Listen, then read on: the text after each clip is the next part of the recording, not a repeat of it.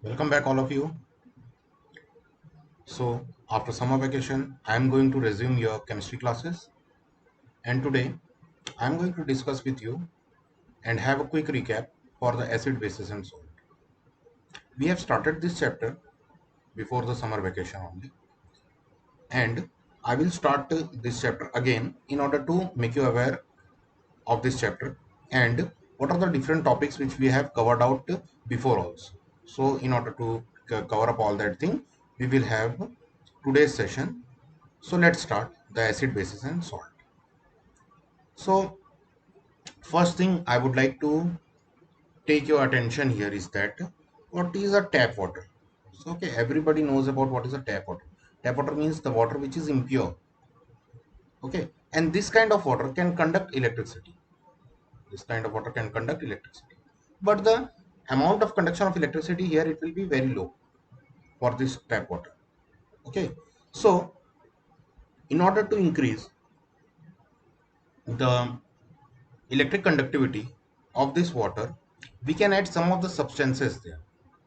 So this type of substances, the substances which can be added to water in order to increase the electric conductivity of water are known as electrolytes. They are termed as electrolytes. Electrolytes, electrolytes. So the definition for electrolytes becomes the substances which increases the electric conductivity of water by separating into ions on dissolved with water. Means when some of the substances we are dissolving in water and they converts into ions. What were the ions? In the previous classes we have studied about ions. Means any substances which is having either a positive charge or either a negative charge. Okay, any elements which is any atom or element which is having either a positive charge or either a negative charge, then that type of substances are termed as ions. So positive ions are known as cations and the negative ions are known as anions. Okay, so these things we have studied in our class 9, and different types of cations and anions we have studied in our previous classes. So if any substances is converted into ions and helps in the conduction of electricity when forming a solution, then it is known as electrolytes. So the substances can be of three types. The electrolytes can be of three types. One can be acids, one can be acids, one can be bases, and the another one can be salts. Okay, the one can be acids, one can be bases, and another one can be salts. Okay, so let's continue and talk about what are these three substances. What is acid, what is base, and what are salts? So let's start with acids. What is acid?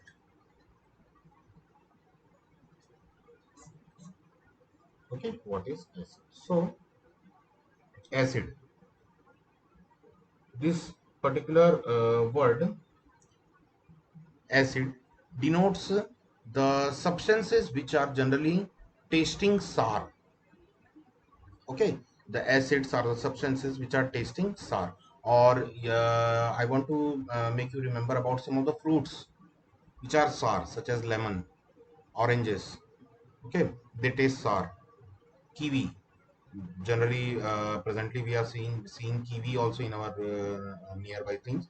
So kiwi, it is also sour in taste. So all these kind of fruits and all the substances which are sour in taste, they are having acids in them. Okay, so the definition of the acid can become the substances that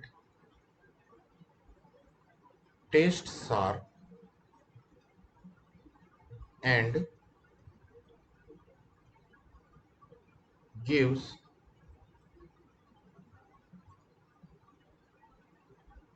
red color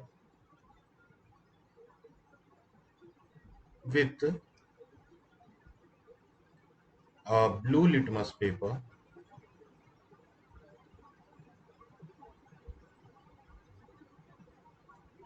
are acids. This is a very general definition for acids. But if I am going to give you a definition according to some theory, then the first definition which is coming here into my mind is the Arrhenius definition. Arrhenius definition. Okay, for acid. So Arrhenius acid, he has defined acid as the substances which gives H plus ions in an aqueous solution. The substances which gives H plus ion in an aqueous solution and tastes are acids. Okay, are acids. For example, if I am taking an example here, HCl, when it is mixed with water, so it will give Cl minus and H plus ion. Similarly, if I am taking example of CH3 COOH, when it is mixed with water or an aqueous solution is formed out here, then it will give CS3 COO minus ion plus H plus ion. Okay, so here you can see that we are getting H plus ions here. We are getting H plus ions here. So these two substances means hydrochloric and this acetic, they both will be acids and their name is also hydrochloric acid and acetic acid. Okay, so this was the definition according to Arrhenius. Okay, he has proposed funda to make concept to make the acids and bases on the basis of a aqueous solution. When a substance is been mixed with made out in an aqueous solution, then what kind of behavior it is showing? It is, if it is giving hydrogen ion, then hydronium ion. Okay, H plus ion means hydronium ion. So if they are giving hydronium ion, then they are having acidic behavior. Okay, now let's see some of the properties of acids. Okay, let's talk about some of the properties of acids, then we will see the classification of acids. So the properties of acids.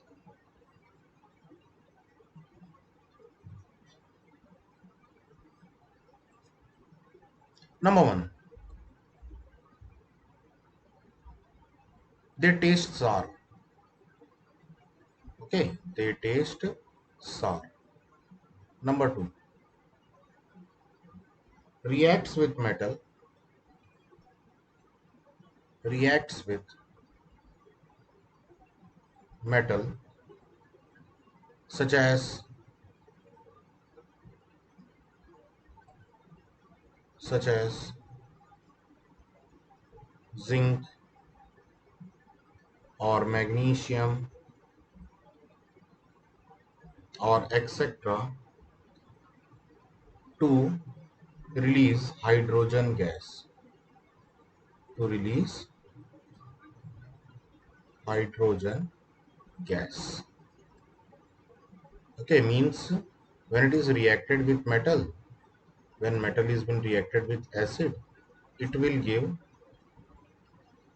metal salt compound. Okay, a compound which is known as metal salt, and hydrogen gas will be released out. Hydrogen gas will be released out.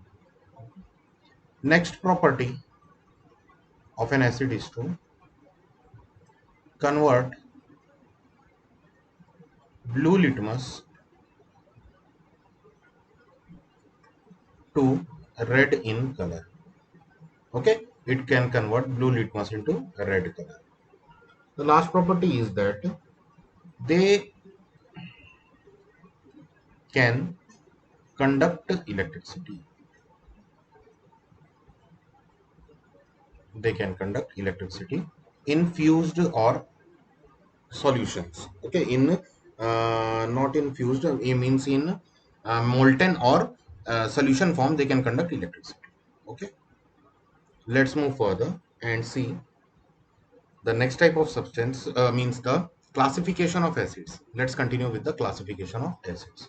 So The acids can be classified according to the basis of their originate. Okay, means classification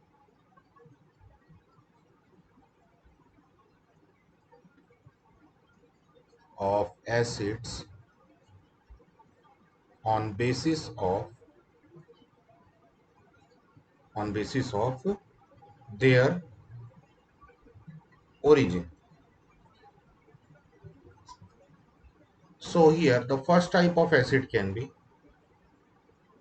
mineral acids, or they are also known as inorganic acids.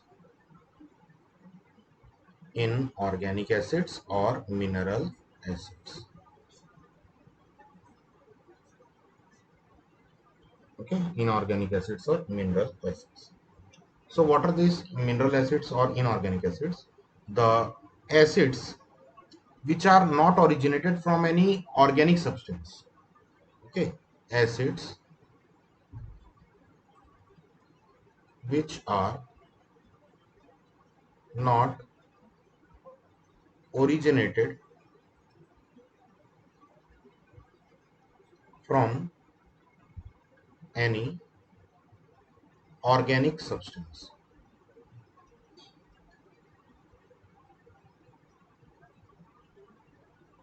Okay, they will be termed as organic acids. They will be termed as organic acids. So here some examples are sulfuric acid, acetic acid, sulfuric acid, nitric acid, etc. All these acids which are mineral in nature, they are generally very highly effective, means they are very dangerous acids. Okay, mineral acids are generally very dangerous in nature. Next are the organic acids. Organic acids, what are these acids? Acids which are originated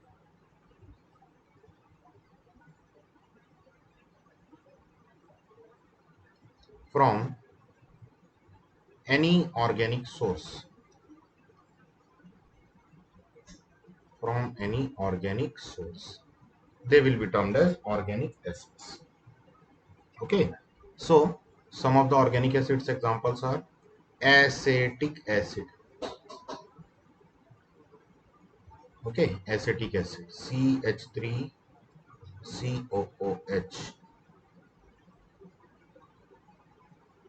Carbonic acid. Carbonic acid. Okay, no, not carbonic acid. Carbonic acid will be in the mineral acid only, not carbonic acid. Here, absorbic acid. Absorbic acid. Citric acid. All these types of acid will be included in your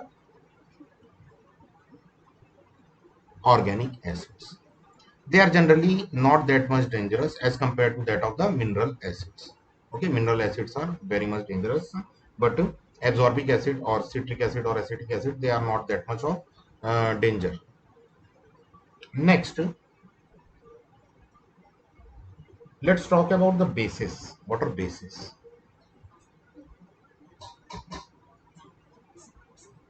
What are bases? So bases are the substances that are bitter in taste. Bases are bitter in taste and they feel soapy. When touched, they will feel soapy. Okay, this is the proper um, uh, identification of bases. Next, if I am going to give a definition according to Arrhenius, then the bases are Arrhenius base. The substances that gives OH minus or hydroxide ions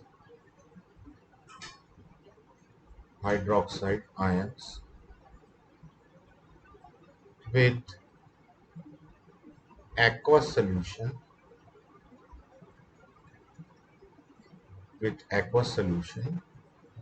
are called bases. They are called as bases. Okay. Now let's see the properties of bases. Properties of bases. Number one, they have soapy feel. They feel soapy on touching.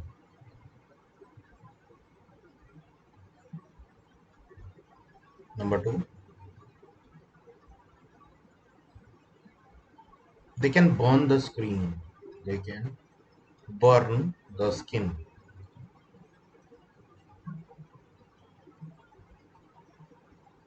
Okay. Generally, acids can also burn the skin, but they can readily, they will burn the skin. But the bases will burn the skin slowly. The burning sensation can be filled out there. Okay. Next, third, generally we can see them in our household products such as soaps and detergents. They contain the bases. Contains bases. Also, our baking soda also contains bases. Okay.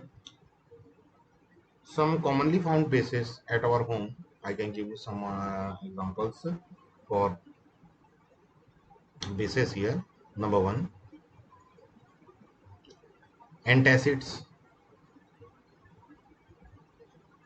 We use this during the acidity when there is irritation in our stomach or digestion is not proper. Then we use these antacids. Okay. Next, we can see them in baking soda or baking powder, caustic soda and caustic powder, and etc. Many more household substances can contain bases. Okay. So these were the properties for bases. Now let's classify both of these substances, means the acids also and the bases also, on the base of the amount of water present in them. Okay, the amount of water or the amount of solution which has been formed out with them. Okay, so let's continue or let's classify them. So we can classify acids and bases on basis of amount of water in their aqueous solution. In their aqueous solutions.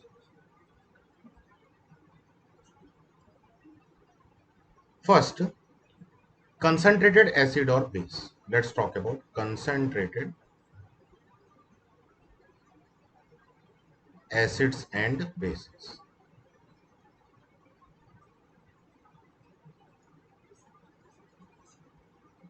Okay, concentrated acids and bases. What are concentrated acids and bases?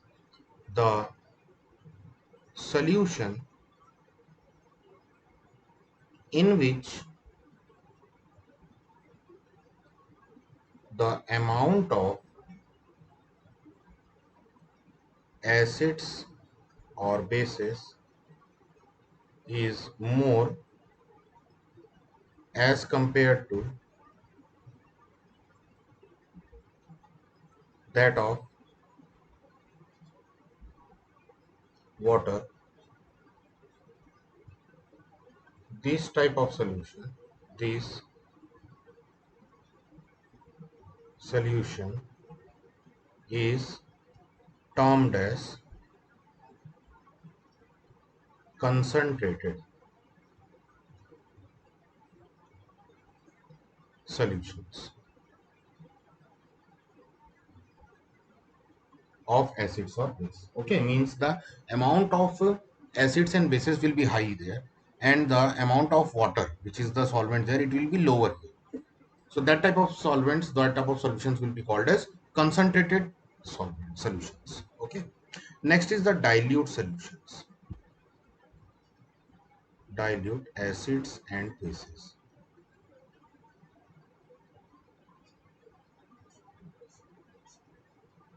What are these dilute acids and bases? The solution in which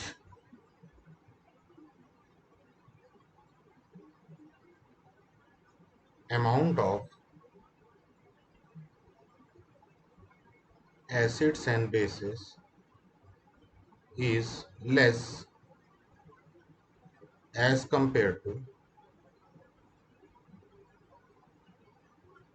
that of water. Less means very less, okay? It will be very much lesser as compared to that of water. Then it is a dilute solution. Then it is a dilute solution. Okay, so two types of solutions are there: concentrated acids and base and dilute acids and base. Okay, now let's talk about the indicators. Okay, means what are indicators? First thing in our mind comes, what are indicators? So the indicators are the substances which are used to identify the acids and bases. Okay, as if I am going to give you acid now, it is not very easy to look, by looking only we can tell that it is acid or base, because the solution which is acidic or the solution which is formed basic, it generally looks like water only, normal water. Okay, but in order to make that it is a acidic solution or a basic solution, we require indicators. So what are these indicators? The indicators are the substances which helps in the determination or the differentiation between the acids and bases. So there are different types of indicators. So in today's session, let's talk about the first type of indicator, that is olfactory indicators. Okay, olfactory. So olfactory means the smell. Okay, olfactory indicators.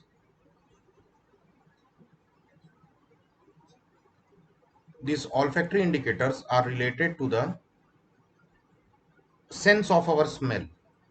Okay, it is related to the sense of our smell.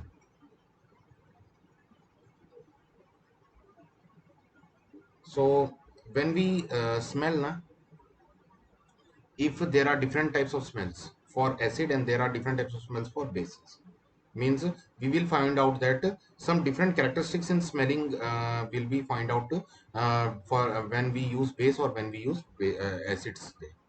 Okay, so on the basis of that only we will be classifying or we will be differentiating the acids and bases. So that type of indicators are known as olfactory indicators.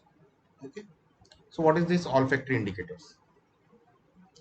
For example, when, I think so everybody knows about vanilla. You are familiar with vanilla. You have eat the vanilla cake, or you have used this vanilla essence in very various other substances, such as you have tasted the vanilla ice cream also. So this vanilla, okay, this vanilla extract are there. Okay, it is a kind of bean. So from that bean, the vanilla extracts are taken out. So if I am taking a vanilla extract and adding acids in that, then the smell of vanilla will increase. Smell of vanilla increases. Okay. While when we add the vanilla extract with bases, here the smell of vanilla will decrease. Okay, will decrease, or sometime it gets vanished also. No smell will be coming out from there if it is a very strong base. So this here you can see that by using the smell, I am confirming that the substances which I have added is acid or it is base. So by using the sense of our smell, if we are going to indicate that the present the substance which we are using is acidic or basic, then that particular indicators are known as olfactory indicators. Okay, they are known as olfactory indicators. I think so. Onion is also one of the example for olfactory indicators because there also the smell increases and the smell decreases. Okay, let's see one more example. One more good example can be taken out as your clove oil. Okay, clove oil. So what is this clove oil? Clove means in Hindi we call them as long. Okay, long. The flower like structure, small masala. Okay, with flower like structure looks like something like this. Okay, and here it will be like this. So this is a clove. Okay, so this clove oil, the oil from this particular masala or clove is being treated with acids or to get the identification that the present is acidic or basic. Okay, so onion can also be used out as an olfactory indicator. Vanilla extract can be used out as an olfactory indicator. So these are some of the substances which can help in the identification of the acids and basic substances. More indicators are there, natural indicators and synthetic indicators, which we will discuss in our next session. So for this particular session, I am ending our class here, and we will meet in the next session and we will talk about the natural indicator and synthetic indicator there, and we will discuss after that we will discuss about the pH scale, the power of hydrogen ion scale in the next class. So for today's class, thank you very much. Thank you for watching the video.